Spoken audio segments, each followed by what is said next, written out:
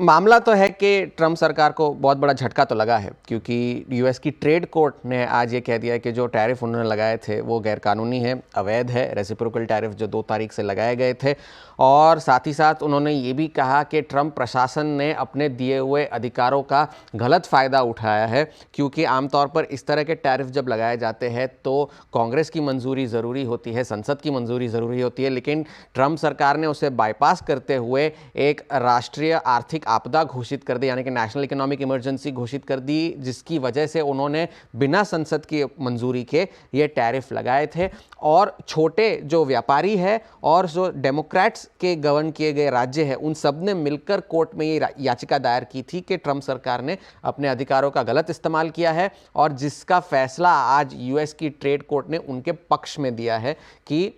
ये गैरकानूनी है, अवैध है और इसे हटाया जाना चाहिए। अब ट्रंप सरकार ने इस मामले में अपील की है फेडरल कोर्ट में, तो मामला तो खत्म नहीं हुआ है, अब एक लंबी कोर्ट की लड़ाई चलेगी, क्योंकि वो फेडरल कोर्ट में तो तब तक तो टैरिफ लग नहीं सकती, जब तक केस में चलता रहेगा। अब उसका क्या नतीजा निकल कर आता है, ब्लॉक तो नहीं होंगे, ऐसा तो नहीं होगा कि टैरिफ, ऐसा है कि उन्होंने अब कोर्ट ने वर्डिक्ट दिया तो सुप्रीम कोर्ट का दरवाजा खटखटा दिया, ऐसा है। हाँ, अपने तो देसी टर्म में ऐसा जाएंगे। हाँ, अब और बड़े कोर्ट्स में जाएंगे, फिर आखिरी फैसला जो है अब सुप्रीम कोर्ट के हवाले होगा कि वो किस तरह से इसको किस नज़र से उसे देखते हैं। और ट्रंप एडमिनिस्ट्रेशन ने ये भी कहा कि ये जो हमने टैरिफ लगाए थे वो हमारे इतने सारे देशों से हमारी जो ट्रेड डेफिसिट है उस वजह से लगाए थे, और अनइलेक्टेड जजेस का नाम दिया है। इन जिन जजों ने ये फैसला सुनाया है कि अनइलेक्टेड जजेस के हवाले नहीं है कि वो हमें बताए कि हमें किस तरह से आर्थिक आपदा का सामना करना चाहिए। ये ट्रंप एडमिनिस्ट्रेशन ने अपने बयान में, आधिकारिक बयान जो उन्होंने जारी किया है उस पर उन्होंने कहा। डोनाल्ड ट्रंप ने अब तक इस बारे में ट्रूथ सोशल पर कुछ नहीं लिखा है, अब तक ये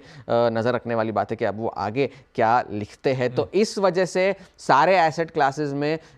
रिस्क एसेट क्लासेस जो है सब में तेजी, जोश भर गया, बिल्कुल जोश भरा है, और डाउ फ्यूचर्स लगभग 500 अंक ऊपर है, डॉलर 100 के पार निकल गया है, और तेल की कीमतों में तेजी है। नैस्डैक और S&P 500 के फ्यूचर्स भी तेजी के साथ कामकाज कर रहे हैं, मगर सोने की कीमतों में मुनाफा वसूली चल रही है, क्योंकि वहां पर जो है अब रिस्क सेंटिमेंट जो है रिस्क ऑन हुआ है, तो वहां पर थोड़ी सी मुनाफा वसूली आ रही है सोने की कीमतों में। एक बड़ा ट्रिगर कल का ये था कि एनवीडिया के नतीजे आने थे, अनुमान से बेहतर थे,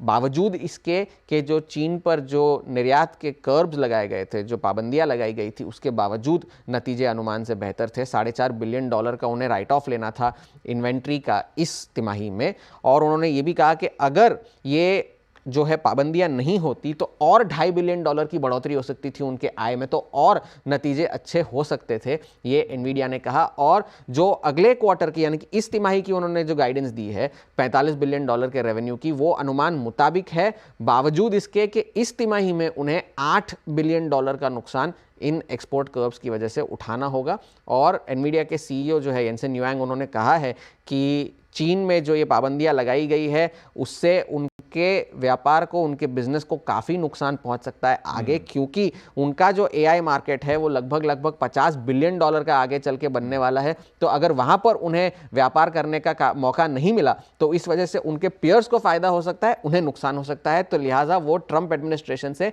दोबारा अपील करेंगे, गुजारिश करेंगे कि ये जो पाबंदियां लगाई गई है उन्हें हटाया जाए और उन्हें फिर से कारोबार करने दिया जाए चीन के साथ। FOMC के मिनट्स आने थे, मीटिंग के एक और बड़ा ट्रिगर था, वहां पर तो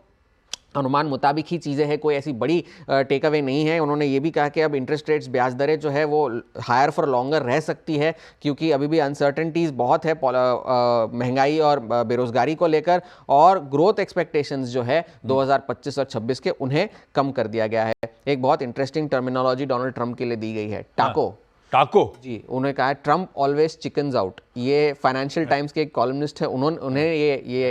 एनालॉजी दी है कि पहले ट्रंप टैरिफ लगाते हैं, बाजार गिरते हैं, फिर वो हटा देते हैं तो बाजार फिर से चढ़ जाते हैं। तो और डोनाल्ड ट्रंप ने इस पर अपनी प्रतिक्रिया दी है, रिपोर्टर्स ने पूछा उनसे, तो पहले तो वो बहुत हताश हुए, और फिर उन्होंने कहा कि ये कोई चिकनिंग आउट नहीं है, ये नेगोशिएशन टैक्टिक है, और काफ़ी सारे देश आकर हमसे कह रहे हैं कि हम डील करना चाहते हैं, तो इसे चिकनिंग आउट नहीं कहा जाना चाहिए। आज जॉबलेस क्लेम्स का डेटा आना है, जो पहली तिमाही का जीडीपी डेटा आया था उसका फर्स्ट रिवीजन आज आएगा, तो वहां पर नजर रखने की जरूरत है। होम सेल्स का डेटा आएगा और काफी सारे फेड के अफसरों का बयान होगा। तो हैंडओवर ट्रंप सरकार के लिए झटका, मगर इक्विटीज के लिए ये एक बूस्ट साबित हो सकता है। ठीक है।